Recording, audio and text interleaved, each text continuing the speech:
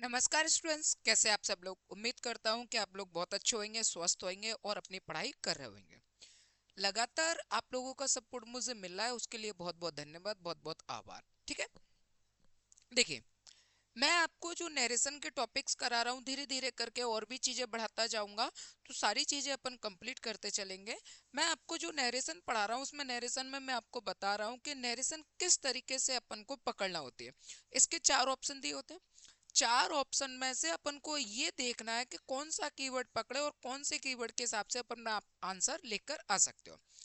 सबसे पहले बेसिक सी बात समझने की ये है कि अगर अपन नरेशन में देखें बेटा, जैसे मैंने कहा नरेशन, तो नरेशन में अगर अपन देखें तो सबसे पहले अपन ने देखा कि नरेशन के दो भाग होते हैं, एक डायरेक्ट और एक इनडायरेक्ट। डायरेक्ट और इनडायरेक्ट, ये लिखा अपन ने, डायरेक्ट और इनडायरेक्ट। ठीक। अब जब डायरेक्ट से अपन इनडायरेक्ट बनाते हैं, तो यहाँ कोई भी टेंस अगर प्रेजेंट में दिया हुआ है या कोई भी हेल्पिंग वर्ब प्रेजेंट में है, तो इसका अपन क्या बनाते हैं, पास्ट बनाते हैं। क्या बनाते हैं, पास्ट। ठीक है। यूनिवर्सल ट्रुथ, हैबिचुअल फैक्ट, या इसके अलावा अगर आरबी का सेंटेंस प्रेजेंट में, उसको छोड़कर वो अलग रूल हो जाता है, उसमें टेंस चेंज नहीं होता। लेकिन यहाँ पर अगर प्रेजेंट में मिलता है तो इसका क्या करेंगे, अपन पास्ट करेंगे। कब, जब सेड होता है। जैसे आपको यहाँ वर्ब की first form plus S I S मिले, तो इसको अपन सेकेंड फॉर्म में बदलेंगे। मान लीजिए कि मैंने यहाँ पर लिखा प्लेस, तो यहाँ प्लेस का यहाँ पर क्या मिलना चाहिए बेटा, क्या होता है, प्लेड होगा। अगर मैंने कहा कि ये लिखा बेटा इज एम आर, तो इज एम आर का यहाँ पर क्या होगा, वॉज या वर। वैसे ही मैंने यहाँ पर कहा कि हैज, और ये लिखा अपन ने हैव। हैज और हैव का क्या रहेगा बेटा, हैड। अगर यहाँ पर अपन ने लिखा बुड, बिल सॉरी, ये लिखा बिल, तो बिल का यहाँ पर क्या हो जाएगा, बुड। ये बिल और बिल का क्या जाएगा, बुड। अगर मैंने यहाँ पर लिखा कैन, तो कैन का बेटा क्या हो जाएगा, कुड। ठीक है। इसी तरीके से प्रेजेंट का क्या हो जाता है, पास्ट हो जाता है। हेल्पिंग वर्ब किस में जाएगी, पास्ट में जाएगी। अगर मैंने कहा कि अपने पास 100% एक्यूरेसी है, तो उसमें से 70% अपन ये लगा सकते हैं कि किसी भी सेंटेंस को यानी नरेशन को करने के लिए अपन हेल्पिंग वर्ब या इसके अलावा अपन कोई भी time of adverb, time of adverbs, इस कीवर्ड को अपन पकड़ सकते हैं। ठीक है, इन कीवर्ड्स को अपन पकड़ सकते हैं। और इसके अलावा जो रह जाएगा 30%, ये रहता है अदर्स रूल के लिए। ये किसके लिए आता है बेटा, अदर्स, अदर्स रूल के लिए। ठीक है ना, ये किसके लिए आ जाएगा, अदर रूल के लिए। ठीक है। तो जैसे अपन ने यहाँ पर अपन इस चीज को देख रहे हैं कि 100% अगर अपने पास है, तो उसमें से अपन को ये देखना है कि 70% अपना आंसर टाइम ऑफ एडवर्ब है या हेल्पिंग वर्ब से आ जाएगा आंसर 100%, 70% तक। और 70% भी अपने आप में ये मानकर चलना कि आपका 100% कम कर देगी। ठीक है। और 30% है, अब जो 30% आपके लिए रह गया, उसके लिए आपको मेहनत करना पड़ भी सकती है। ठीक है। चलिए, अब जैसे पहला क्वेश्चन लिखा हुआ है, he said comma inverted comma in the morning. एक तो तरीका बेटा सीधा सीधा ये है कि इस पहले तो इस क्वेश्चन को आप लोग बना लो, रफ क्वेश्चन की तरफ बना लोगे। फिर उसका आंसर बनाने के बाद फिर इसमें मैच करोगे। तो मैं ये तो नहीं कह सकता कि वो बंदा अच्छी इंग्लिश नहीं जानता या बहुत ज्यादा अच्छी इंग्लिश जानता है। मैं ये कहना चाहता हूँ कि इस तरीके की इंग्लिश भले ही आपको आती हो, भले ही आपको मैथ आता हो, रीजनिंग आती हो, जीएस आते हो, पर इस तरीके की चीजें एग्जाम में नहीं चलाना चाहिए। एग्जाम में आपको क्या समझना है कि आपको जो 60 मिनट मिले होते हैं और 100 क्वेश्चन जो आपको कंप्लीट करना होते हैं, तो 60 मिनट में जो 100 क्वेश्चन आपको कंप्लीट करना होते हैं, उसको समझो। आप टैलेंटेड हो, पर एग्जाम में जैसे मैंने कहा कि मैं टीचर हूं और अगर मैं आपको पढ़ा रहा हूं तो मैं आपको एक एक बात बता सकता हूं। लेकिन अगर यही क्वेश्चन मेरे लिए आ जाए और मैं एग्जाम में देने के लिए बैठा हुआ, तो मैं वहां पर ये नहीं दिखाऊंगा कि देखो मैं एक टीचर हूँ, देखो इसको ऐसे करते हैं। हमको वहां पर क्या, मुझे वहां पर क्या देखना पड़ेगा कि यार मैं एग्जाम देने के लिए आया, उस समय मैं किसी को पढ़ाने नहीं आया, तो आंसर क्या, आंसर निकालूंगा और आगे बढ़ जाऊंगा। तो वही दिमाग आपको लगाना चाहिए। जैसे मैंने कहा कि यहाँ ये टुक लिखा है, अब ये जो टुक है वो वर्ब की कौन सी फॉर्म है, सेकेंड फॉर्म। और वर्ब की सेकेंड फॉर्म किस में चेंज होती है, हेड प्लस वर्ब की थर्ड फॉर्म में। तो आप इस ऑप्शन में पहले तो ये देखो कि हेड प्लस वर्ब की थर्ड फॉर्म कौन सा ऑप्शन है? पहला डिड है, हट गया। ये हैड और ये टेकन वर्ब की थर्ड फॉर्म, ठीक है, कोई बात नहीं, थोड़ा सा रोक दो। ये ही और ये टुक वर्ब की सेकंड फॉर्म, और इसके बाद ये वुड और ये टेक। तो अब आपको पता है कि सेकंड फॉर्म का क्या होगा, हैड प्लस वर्ब की थर्ड फॉर्म। तो ये पहला वाला नहीं हुआ, ये भी नहीं हुआ, ये भी नहीं हुआ। आंसर हो गया हमारा कौन सा वाला, सेकंड वाला। क्या हमें वास्तव में बताइए, क्या हमें क्वेश्चन को नरेशन जैसे हम सीखते हैं उस तरीके से बनाने की जरूरत पड़ी क्या? नहीं, बस इसी तरीके से क्वेश्चन को समझना चालू करिए, ठीक है। 70% आपका काम हेल्पिंग वर्ब और टाइम ऑफ एडवर्ब कीवर्ड कर देंगे। अब जैसे सेंटेंस लिखा, जो सेंटेंस लिखा है तो आपको लग रहा हो कि सेंटेंस तो यार बहुत बड़ा है। चाहे सेंटेंस छोटा हो चाहे सेंटेंस बड़ा हो, तरीका वही रहेगा, ठीक है। सबसे पहले अपन ने देखा I told her comma inverted comma it was raining. तो यहाँ पर क्या मिल गया अपन को, वाज। जैसे मैंने कहा कि इनडायरेक्ट में अगर इज एम आर है, तो इज एम आर का क्या होता है बेटा, वाज और वर। वैसे ही अगर अपन यहाँ पर आपको इनडायरेक्ट में वॉज वर मिल जाए, तो इसका जब अपन बनाते हैं तो क्या लिखेंगे, हैड बीन। क्या आ जाएगा, हैड बीन। यानी इज एम आर का वॉज वर होता है और वॉज वर का क्या होता है बेटा, हैड बीन। आप देखो हैड बीन कौन कौन से ऑप्शन में, यहाँ पर देखा हैड बीन, ठीक है, रोक दो कोई बात नहीं। ये हैज है, हटा दो। ये हैज बीन है, ये भी हटा दो। ये लिखा अपन ने हैड बीन। अब अपने हैड बीन से दो ऑप्शन कट गए, केवल दो ऑप्शन बच रहा है। अब अपन आगे गए तो यहाँ पर ये लिखा है लास्ट। लास्ट की अगर अपन बात करेंगे तो ये चेंज होगा दैट नाइट में। लास्ट नाइट का क्या होगा, सॉरी, लास्ट नाइट का होगा द प्रीवियस नाइट। ये क्या होगा बेटा, द प्रीवियस नाइट। आप देखो प्रीवियस नाइट किस में है, कौन सी ऑप्शन में आपको प्रीवियस नाइट मिल रहा है, तो प्रीवियस नाइट। और यहाँ पर जाओगे तो क्या मिल रहा है, लास्ट नाइट। तो ये यहाँ पर हट गया, आंसर हो गया आपका पहला वाला। ये लो।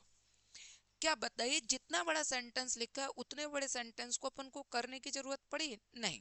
अगर यही क्वेश्चन आप बनाओगे ना, तो ये दो तरीके से बनेगा। पहले यहाँ चेंज होगा, फिर व्हेन के बाद में दूसरा वाला सेंटेंस भी आपको देखना पड़ेगा। तो सब्जेक्ट चेंज करना है, रिपोर्टिंग वर्ब के सब्जेक्ट से चेंज करेंगे कि ऑब्जेक्ट से चेंज करेंगे, कौन सा किससे चेंज होगा, ये सारी चीजें देखना पड़ते हैं। लेकिन जब आप आंसर कर रहे हो तो ऑप्शनल पे जाओ और ऑप्शन के हिसाब से करके आगे बढ़ना चाहिए। देखिए, इसके बाद अगर अपन आगे बात करें तो अगला क्वेश्चन अपन देखते हैं। ये फिर से लिखा है टुक। टुक वर्ब की कौन सी फॉर्म हो गया बेटा, सेकंड फॉर्म। अब अपन को अच्छे से पता है कि सेकंड फॉर्म का अपन क्या लिखेंगे, हेड प्लस वर्ब की थर्ड फॉर्म। आप हेड प्लस वर्ब की थर्ड फॉर्म हटाओ। ये टुक वर्ब की सेकंड फॉर्म है, ये हेड प्लस वर्ब की कौन सी फॉर्म है, थर्ड फॉर्म, ये हट गया। ये हैज है, ये भी हट गया। और ये सी वॉज है, ये भी हट गया। तो आंसर कौन सा हो जाएगा, सेकंड वाला। कितने सिंपल से क्वेश्चन, बस आपको अच्छे से और दिमाग लगा के करना है, ठीक है। चलिए अगला देखें। अगला क्वेश्चन लिखा आई केम हियर यस्टरडे। सबसे पहले अपन ने देखा केम। केम क्या है, वर्ब की सेकंड फॉर्म, और वर्ब की सेकंड फॉर्म किस में चेंज होता है, हेड प्लस वर्ब की थर्ड फॉर्म में। आप उठाओ हेड प्लस वर्ब की थर्ड फॉर्म कहाँ है, ये केम वर्ब की सेकंड फॉर्म है, ये तो गो वर्ब की फर्स्ट फॉर्म है, और यहाँ हेड और ये कम है, और ये वर्ब की बेंट वर्ब की सेकंड फॉर्म है। तो ये हट गया, ये दोनों हट गए, आंसर हो गया थर्ड वाला। तो क्वेश्चन जो अपन ने अभी तक कितने क्वेश्चन कर लिए, 134, यानी 131 से लेके 134 तक के लिए चार क्वेश्चन हो गए। चारों क्वेश्चन में एक भी क्वेश्चन हमें बनाना नहीं पड़ा, हमने कीवर्ड पकड़ा और हमारे आंसर फिकते जा रहा है, ठीक है। इसके बाद देखेंगे अपन अगला।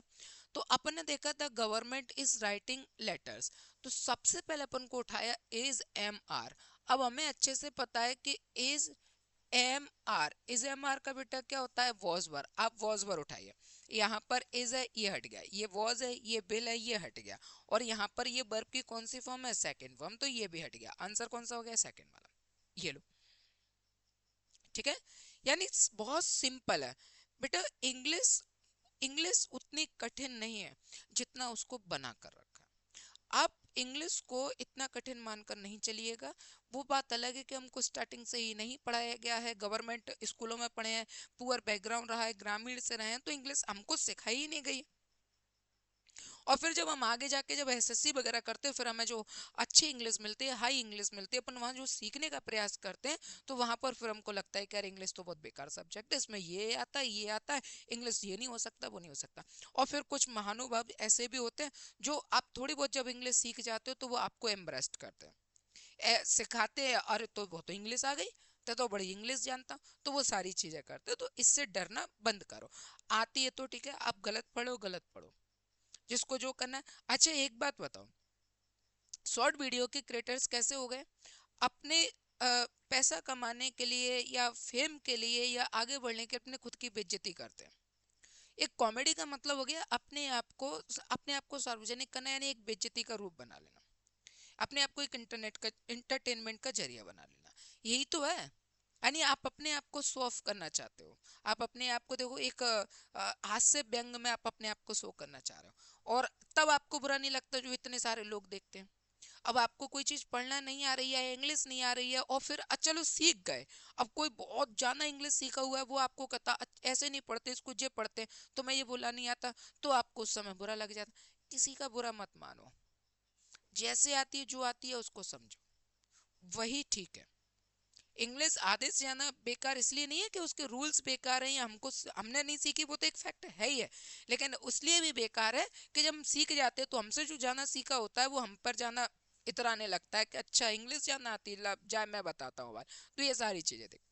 अब यहाँ पर देखा हैव किस में चेंज होगा? हेड में। आप हेड उठा लो, किस किस में? ये हेड है और ये हैज है, हटा दो ये हेड। हेड के बाद में टू लगाया तो कोई काम का नहीं है, क्योंकि हमें हेड प्लस वर्ब की थर्ड फॉर्म चाहिए, टू का कोई मतलब नहीं होता, तो ये हटा दो। ये हैज पास्ट हट गया, ये भी हट गया, तो आंसर हो गया फर्स्ट वाला। आंसर कौन सा हो गया? फर्स्ट वाला। सिंपल तो है। अब यही क्वेश्चन मान के चलो आपको बनाना है, तो आप क्या लिखोगे? ही, और ये लिखा सेड, कॉमा इनवर्टेड कॉमा की जगह क्या लिखोगे? दैट, कॉमा इनवर्टेड कॉमा की जगह कोट। आई को अपन ई से बोलते हैं, यानी रिपोर्टिंग स्पीच में जो आई और वी होता है वो रिपोर्टिंग वर्ब के सब्जेक्ट से चेंज करेंगे, तो रिपोर्टिंग वर्ब का सब्जेक्ट ही है, ही से चेंज करेंगे तो ही आ जाएगा। हैव का क्या लिखोगे बेटा? हैड। और फिर इसके बाद ये लिखा अपन है पास्ट, द, और ये लिखा एग्जामिनेशन। एक्चुअल में नरेशन में सबसे बड़ी बात ये होती है कि नरेशन में अगर 10 टाइम्स भी चेंज करना है, 10 जगह भी चेंज करना है, चाहे वो सब्जेक्ट हो, ऑब्जेक्ट हो, पजेसिव एडजेक्टिव हो, वर्ब हो, हेल्पिंग वर्ब हो, ठीक है, टाइम्स ऑफ एडवर्ब हो, कोई भी कीवर्ड हो, किसी भी तरीके का हो, अगर उसको अपन को चेंज करना है, तो 10 जगह में से अगर अपन ने 9 जगह चेंज कर दिया और एक जगह चेंज नहीं कर पाए, तो वो पूरा सेंटेंस गलत माना जाएगा, क्योंकि चेंजेस उसमें करना आना चाहिए। इसीलिए वो टॉपिक जो है वो एडवांस की तरफ अपने आप को यानी ये लगता है कि जैसे ये एक एडवांस हो गया टॉपिक, बाकी इसमें सीख गए तो फिर जाना कुछ भी नहीं है। देखो अगला question, my father said comma inverted comma honesty is the best policy. इस तरीके का जो सेंटेंस होता है, ये सेंटेंस होता है यूनिवर्सल ट्रुथ, यूनिवर्सल ट्रुथ। और यूनिवर्सल ट्रुथ जो टेंस होते हैं, हमेशा ध्यान रखना बेटा, ये किसी भी कीमत पे चेंज नहीं होते हैं। चाहे सेंटेंस में आपका कुछ भी हो, कैसा भी हो, ये कभी चेंज नहीं होते, जैसा है वैसा का वैसा ही रहेगा। यानी honesty is the best policy, तो honesty is the best policy ही रहने वाला है। आप देखो, ये वॉज है हट गया, ये इज है रोक के चलो, ये वॉज है हट गया, ये हैज भी नहीं, ये हट गया, तो आंसर बचा केवल सेकंड वाला। अब अगर इज एक आध और होता तो कहीं ना कहीं और दूसरी मिस्टेक करके देता। तो यूनिवर्सल ट्रुथ जो टेंस होते हैं, हैबिचुअल फैक्ट होते हैं, या आरबी का सेंटेंस अगर यहाँ पर प्रेजेंट है तो ये कभी भी चेंज नहीं होते, ठीक है। चले, इसके बाद अपन देखेंगे, Sita said to me comma inverted comma can you give me your pen.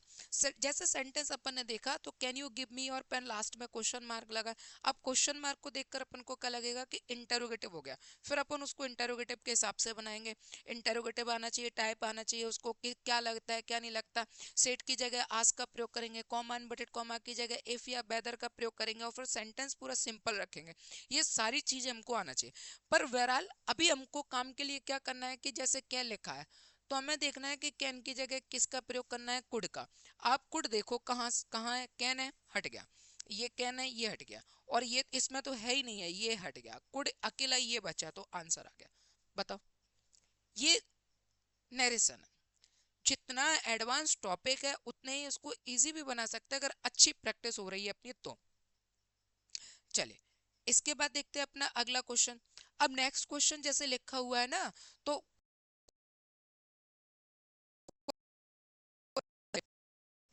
पहले को निर्मल टू कॉमन में पर्स यस्टरडे।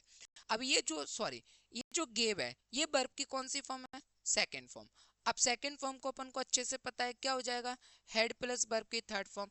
आप हेड प्लस वर्ब की थर्ड फॉर्म उठाओ, कहाँ कहाँ है, ये तो डायरेक्ट गिवन है, वर्ब की थर्ड फॉर्म है, हेड नहीं आया तो ये हटा दो। अगर एक ही कीवर्ड से हटाया तो हटाना पड़ जाएगा, आप हटा दो।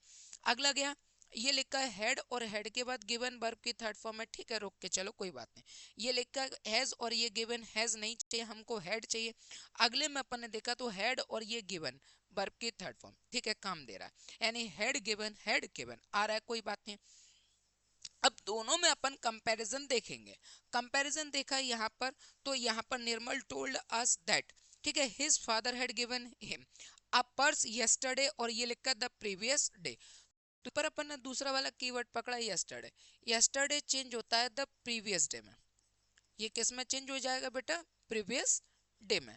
तो यहाँ पर दोनों में अगर अपन बात करेंगे तो कौन से में, फोर्थ में, फोर्थ वाले में यस्टरडे का यस्टरडे लिखा है और सेकंड वाले में द प्रीवियस डे लिखा है, तो ये हट जाएगा, आंसर हो गया अपना सेकंड वाला। तो अपने पास जैसे इसमें अपन ने देखा, इस सेंटेंस में अपने पास देखा कि अपने पास यहाँ पर दो थे, दो कीवर्ड थे। पहला कीवर्ड ये था कि वर्ब की सेकंड फॉर्म है, ये किस में चेंज हो जाएगा, हेड प्लस वर्ब की थर्ड फॉर्म में। अब हेड प्लस वर्ब की थर्ड फॉर्म अपन ने देखा तो इसने ये ऑप्शन हटा दिया और ये वाला ऑप्शन हटा दिया, अब बचे केवल दो ऑप्शन। अब फिर अपन गए इसके पास, ये दूसरा है, ये चेंज हो जाएगा द प्रीवियस में, ये लिखा अपन ने द प्रीवियस और डे, ये इसमें चेंज हो जाएगा। अब ये यहाँ पर अपन ने देखा कि इसमें यस्टरडे लिखा, इसमें प्रीवियस लिखा, तो ये यस्टरडे वाला हट गया और यहाँ पर ये प्रीवियस वाला आ गया, तो आंसर हो गया सेकंड। केवल पहला कीवर्ड से हमारे दो ऑप्शन हट गया और फिर दूसरे कीवर्ड ने तो हमारा आंसर दे ही दिया। तो अच्छे से पढ़िए, आप टॉपिक को अच्छे से समझिए, अच्छे से पढ़ोगे तो आपको इंग्लिश आने लगेगी, इंग्लिश में ऐसा कोई खास नहीं है, ठीक है। अब सीखे नहीं है तो थोड़ा सा डिफिकल्ट जरूर लगता है, लेकिन कोई बात नहीं, आप सीख सकते हो। अगला क्वेश्चन देखे, are you ready Raju, mother ask. कोई बात नहीं, इस सेंटेंस को सबसे पहले अपन लिखेंगे मदर, और ये ऑब्जेक्ट में जाएगा बेटा राजू, कॉमा इनवर्टेड कॉमा, फिर अपन ने लिखा आर यू और ये लिखा रेडी, आर यू रेडी, और लास्ट में क्वेश्चन मार्क हो गया, ठीक है, इनवर्टेड कॉमा क्लोज। तो ये आ गया इज एम आर। अब अपन को अच्छे से पता है कि अगर सेंटेंस में यानी डायरेक्ट में is M R, is M R हो, तो यहाँ पर अपन किसका प्रयोग करते हैं, वॉज और वर का। आप वॉज वर देखो सबसे पहले, तो यहाँ पर वुड भी है, ये वॉज है और ये वॉज है, और ये यहाँ पर भी आ गया वॉज, लेकिन यहाँ wanted to know from Raju है तो इसका कोई मतलब नहीं है, सीधा सीधा आस्क्ड आएगा, यानी हमारे पास केवल दो ऑप्शन बच गए। हाँ वॉज है, लेकिन यहाँ wanted to know from Raju लिखा है, इसकी जरूरत नहीं है, क्योंकि हम इंटेरोगेटिव में आस्क्ड दे रहा है ऑलरेडी, तो आस्क का ही प्रयोग करेंगे, ठीक है, इसलिए वो हट गया। अब दोनों में अगर अपन मिलाएं तो यहाँ पर इंटेरोगेटिव है ना, तो इंटेरोगेटिव में कॉमा इनवर्टेड कॉमा की जगह अपन किसका प्रयोग करते हैं, आस्क्ड का। दोनों में अगर अपन बात करें तो यहाँ टोल्ड और यहाँ आस्क्ड, टोल्ड वाला हट जाएगा तो आंसर किस में चला जाएगा, आस्क्ड वाले में, आंसर नंबर थर्ड, ठीक है। तो ये आपका आंसर आ गया। अब देखते हैं अपन अगला, अब नहीं है। तो इस तरीके से अपन लगातार क्लास देख रहे हैं और आप लोगों का सहयोग भी मुझे मिला है। अब 2026 में देखिएगा, 2026 में अपनी तैयारी करिएगा, ऐसे स्टूडेंट जिनको लगता है कि यार हमें पढ़ना है और इंग्लिश अच्छे लेवल से सीखना है और बिल्कुल हिंदी मीडियम पर जाना है, यानी हिंदी मीडियम का मतलब ये नहीं है कि हिंदी मीडियम बेकार है या लो हो गया, हिंदी मीडियम का मतलब एक अच्छे तरीके से सीखना होता है। इंग्लिश मीडियम का सीखना जो होता है, कई लोग यही सोचते हैं कि यार वो तो इंग्लिश टू इंग्लिश पढ़ाते हैं, इंग्लिश में ये रहता है आप इस बात को समझिएगा, इंग्लिश को इंग्लिश के तरीके से पढ़ेंगे, लेकिन आप जैसे चाहते हो वैसे पढ़ना, उसको मैं कहता हूँ हिंदी मीडियम वाली इंग्लिश।